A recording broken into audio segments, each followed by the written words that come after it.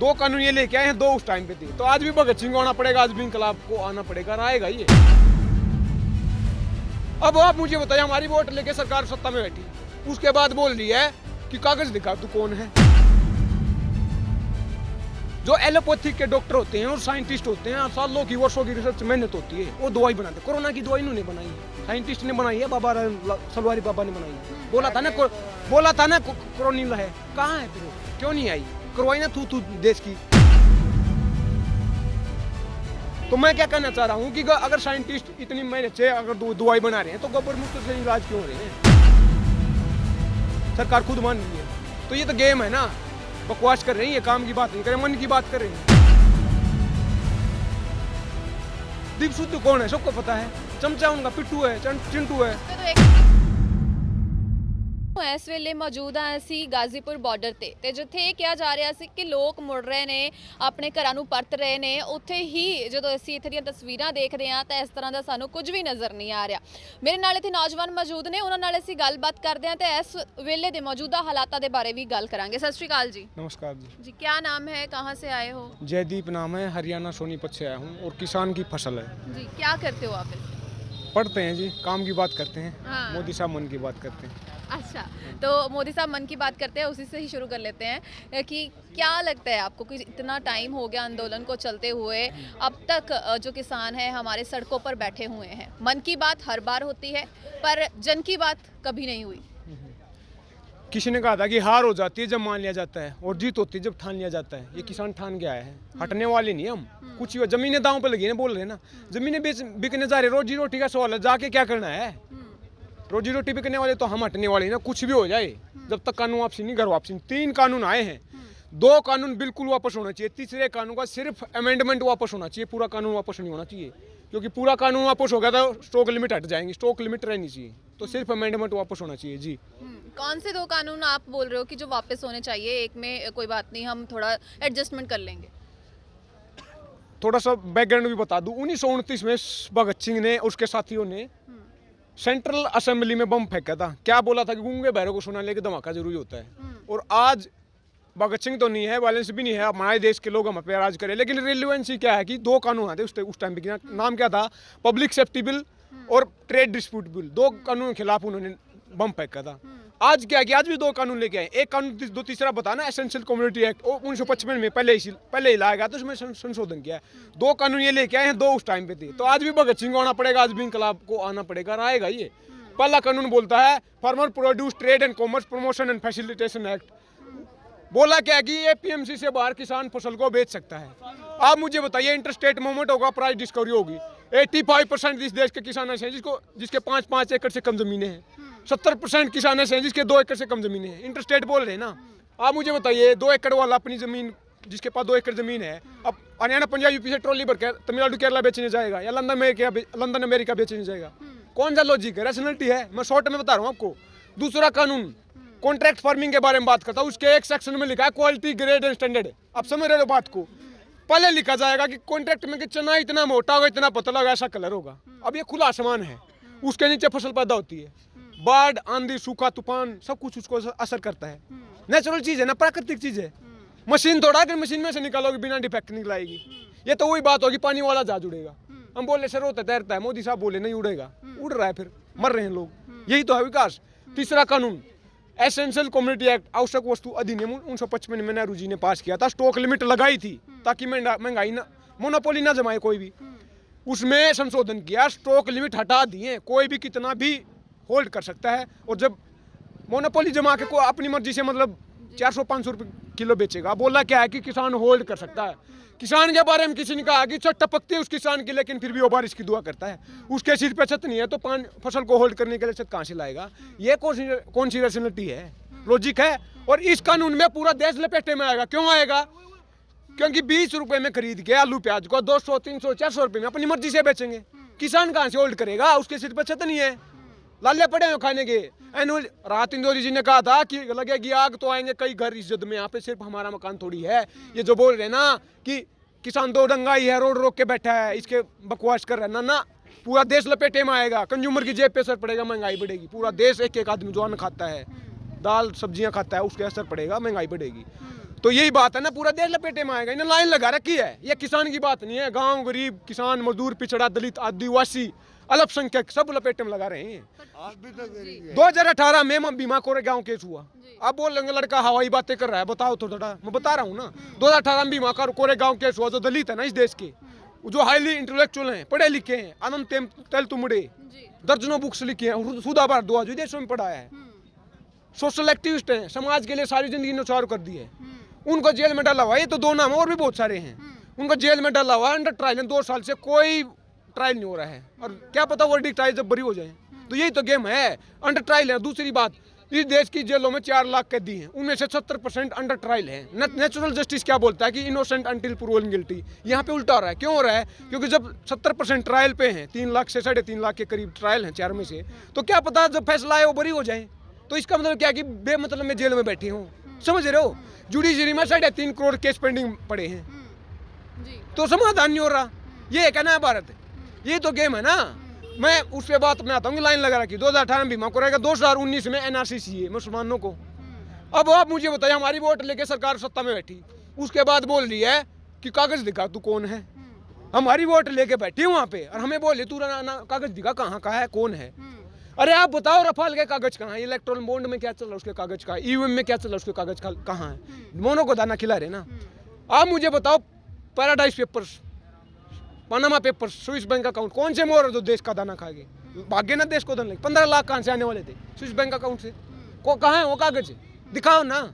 पर जब भी कोई सवाल पूछने की कोशिश करता है उसकी आवाज को दबा दिया जाता है, ऐसा क्यों? और कैसे राजनीति होगी? तानाशाही क्या होती है? डेमोक्रेसी क्या था? किसी ने कहा था कि चमन में इख्तिलाफ के रंगों बू से बात बनती है। हम ही हम हैं तो क्या हम हैं, तुम ही तुम हो तो क्या तुम हो। डेमोक्रेसी होती है people's government of the people, for the people, by the people. अब क्या हो रहा है? लोगों की सरकार है, लोकतंत्र है, लोगों का तंत्र। हालांकि तंत्र भारी हो गया लोगों पे, हम उल्टा कर देंगे, लोगों को तंत्र पे भारी करेंगे। डेमोक्रेसी है। ये क्या करें कि डायलॉग डिबेट एंड डिसेंट है, जो डिसेंट है उसको दबा दो।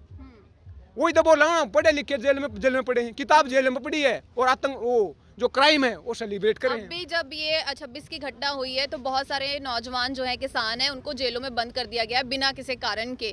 तो अभी तक उनका कुछ पता नहीं चल रहा है। हाँ, जो कमेटियां बनी है कुछ को लोग तो जो हैं वो मिल चुके हैं, पर बाकियों का अभी कुछ भी पता नहीं चल रहा।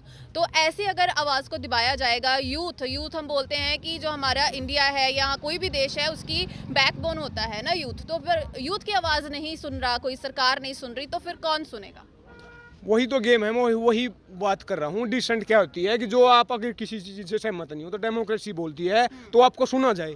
अगर 100 आदमी है उनमें से 99 उसके पक्ष में है किसी चीज़ के, एक आदमी भी अगर उसके खिलाफ है ना तो उसकी भी बात सुनी जाएगी। ये डेमोक्रेसी होती है।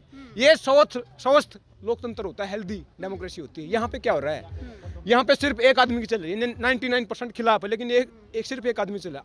अब अपने मुँह में मिट्टू बना, वही तो है। आतंकवादी खालिस्तान बोले हैं। एक रमेश बुदुड़िया ने बड़ुआ बोला कि 500 रुपये में खरीद के लाए हैं। हेमा मालिनी जी कुछ बोले हैं कि मतलब आतंकवादी खालिस्तानी है, कांग्रेसी हैं, पता नहीं है, इनको अनपढ़ है। ये तो वही बात होगी, नत्था Singh and Prem Singh one and the same thing. सब एक ही है ना, पढ़े लिखे नहीं है। जैसे क्लास होती है ना, क्लास में 2-4 पढ़ने वाले होते हैं, पीछे वैसे होते हैं, अपना काम कर रहे होते हैं। जब टीचर बोलेगा ना समझ में आ गया बच्चों, सारे हाथ उठाते हैं, हाँ आ गया। आता नहीं हालांकि, तो ये वैसे ही है। पार्लियामेंट में हाथ उठाने के लिए रखे हुए हैं, किताब तो उठाई नहीं कभी, समझ रहे हो ना। गोबर मूत्र से इलाज कर रही हैं, समझ रहे हो गेम को।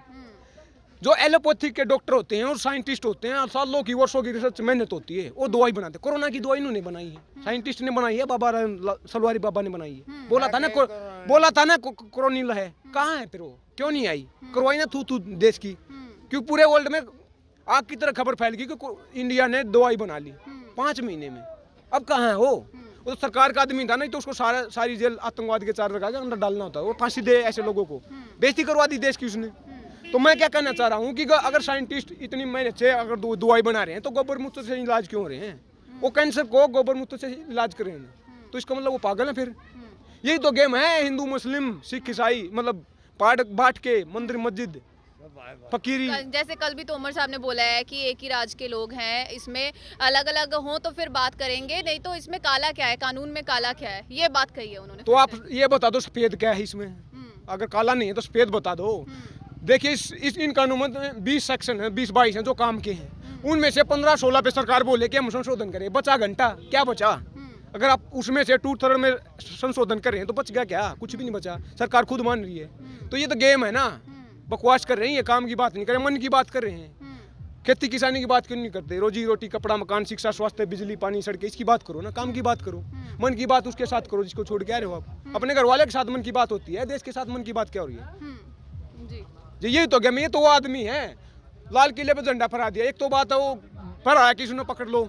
दूसरी बात 30 लाख किसान दिल्ली में आए थे, उसमें से केवल 2000 लाल किला पे क्यों गए? सब कुछ प्री प्लान था। जैसे ही दिल्ली के अंदर इंटर करा था किसान, आंसू गैस के गोले छोड़े जाए थे। लाल किला रिंग रोड से 2-3 किलोमीटर दूर है। पहली बात तो कैसे चले गए, रिंग रोड से नीचे कैसे उतर गए? फिर 24 घंटे 24/7 रहती है लाल किला पे सिक्योरिटी, अंदर भी घुस गए। उसके बाद लाल किला की प्राचीर पे चढ़े झंडा भी फहरा दिया।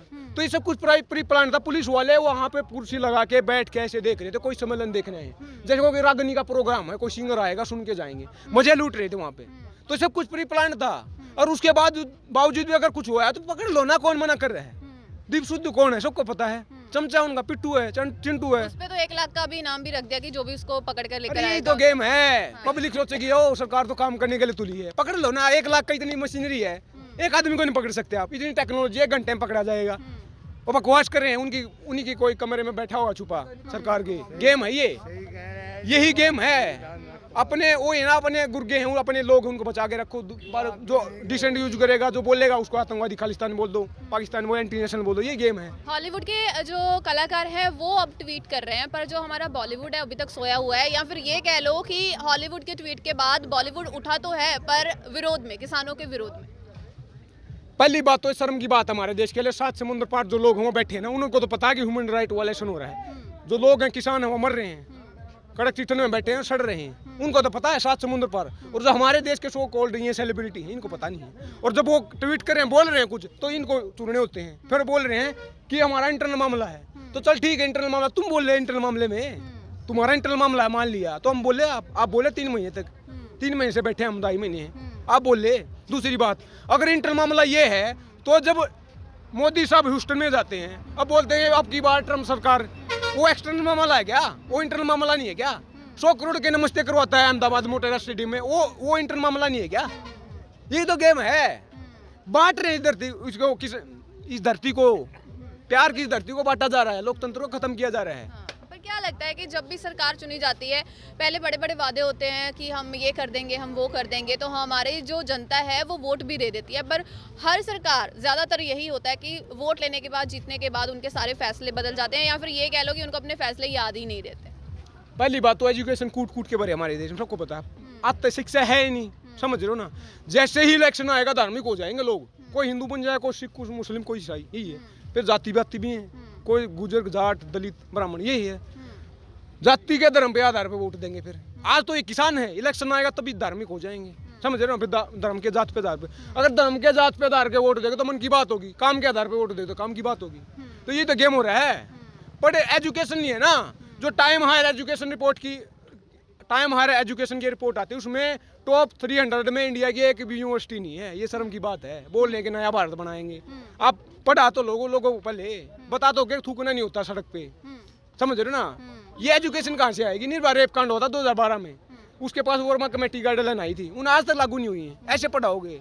हम अपने जो प्राइवेट पार्ट्स हैं ये ऑर्डर ले गए, लेकिन हम जो अपने प्राइवेट पार्ट्स हम अपनी फैमिली के साथ डिस्कस कर सकते हैं। ये हमारा भारत है, समझ रहे हो ना। जब हम चीज़ के बारे में डिस्कस नहीं करेंगे तो सोल्यूशन कैसे होगा? प्रॉब्लम का सोल्यूशन तो भी होता है जब बात करते हैं, बात ही नहीं हो रही। तो एजुकेशन है ही नहीं। एजुकेशन को तो तेल लेने भेज दिया इन्होंने, तेल निकाल दिया देश का। हर चीज़ को लाइन लगा रहा कि मैंने बोला ना 3 साल हो गए, 3 साल और बचे हैं, बेच देंगे लगभग। अब बोल लेंगे लड़का हवाई बातें कर रहा है, क्यों कर रहा हूँ? उन ऑक्सफैम की रिपोर्ट आती है, वो बोलते हैं कि देश के 1% के पास देश का 60% धन है, देश के 10 के पास देश का 90% धन है। वो ताज़ा रिपोर्ट आई है 25 फरवरी को। उसमें बोला कि लॉकडाउन के दौरान अंबानी साहब ने 1 घंटे में 90 करोड़ रुपए कमाए हैं। उसी दौरान जो आम आदमी है उसको खाने के लाले पड़े हुए थे। अंबानी का, अकेले अंबानी का 35% धन बढ़ा है, पूंजीपतियों का, सॉरी, अकेले अंबानी का दुगना हो जाएगा लॉकडाउन के दौरान। तो यही तो नया भारत है। देखिए, मैं अपनी बात को खत्म करना चाहूँगा। भगत सिंह को कौम है ये, हटने वाले नहीं यहाँ पे। भगत सिंह का था कि आज़ादी को हरगिज़ बुला नहीं सकते, सर कटा सकते, सर झुका नहीं सकते।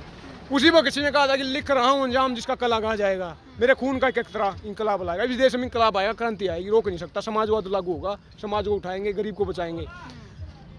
जोर से बोलना है, क्योंकि उसी भगत सिंह ने कहा था कि गूंगे बहरे को सुनाने के लिए धमाका जरूरी होता है। और ये आवाज़, ये जुबान हमारी धमाका, पार्लियामेंट तक आवाज़ आनी चाहिए। गूंगे बहरे हो इनकलाब जिंदाबाद इनकलाब जिंदाबाद इनकलाब जिंदाबाद इनकलाब जिंदाबाद इनकलाब जिंदाबाद इनकलाब जिंदाबाद। जय हिंद जय भारत। ਬਹੁਤ ਬਹੁਤ ਸ਼ੁਕਰੀਆ। ਸੋ ਤੁਸੀਂ ਦੇਖ ਸਕਦੇ ਹੋ ਕਿ ਲੋਕਾਂ ਦੇ ਵਿੱਚ ਜਿਹੜਾ ਉਤਸ਼ਾਹ ਹੈ ਉਹਨਾਂ ਹੈ, ਪਰ ਜਿੱਥੇ ਇਹ ਕਿਹਾ ਜਾ ਰਿਹਾ ਹੈ ਕਿ ਸਾਡੇ ਦੇਸ਼ ਦੇ ਨੌਜਵਾਨ ਨੂੰ ਨਸ਼ਿਆਂ ਦੇ ਵਿੱਚ ਪਾ ਦਿੱਤਾ ਗਿਆ ਹੈ, ਪਰ ਉੱਥੇ ਹੀ ਜਦੋਂ ਅਸੀਂ ਇਹ ਤਸਵੀਰਾਂ ਦੇਖਦੇ ਹਾਂ, ਨੌਜਵਾਨਾਂ ਨਾਲ ਗੱਲਬਾਤ ਕਰਦੇ ਹਾਂ, ਤੇ ਸਾਨੂੰ ਇਹ ਵੀ ਪਤਾ ਲੱਗਦਾ ਹੈ ਕਿ ਨੌਜਵਾਨ ਨਸ਼ੇ 'ਚ ਨਹੀਂ ਹੈ, ਨੌਜਵਾਨ ਹੋਸ਼ ਦੇ ਵਿੱਚ ਹੈ, ਤੇ ਉਹ ਇੰਨਾ ਕੁ ਜ਼ਿਆਦਾ ਇਸ ਵੇਲੇ ਹੋਸ਼ ਦੇ ਵਿੱਚ ਹੈ ਕਿ ਸਰਕਾਰ ਨੂੰ ਉਹਨਾਂ ਦੀਆਂ ਗੱਲਾਂ ਦਾ ਮੂੰਹ ਤੋੜ ਜਵਾਬ ਦੇ ਸਕਦਾ ਹੈ। ਤੁਸੀਂ ਦੇਖ ਰਹੇ ਹੋ ਪੰਜਾਬੀ ਨੈਸ਼ਨਲ ਟੀਵੀ।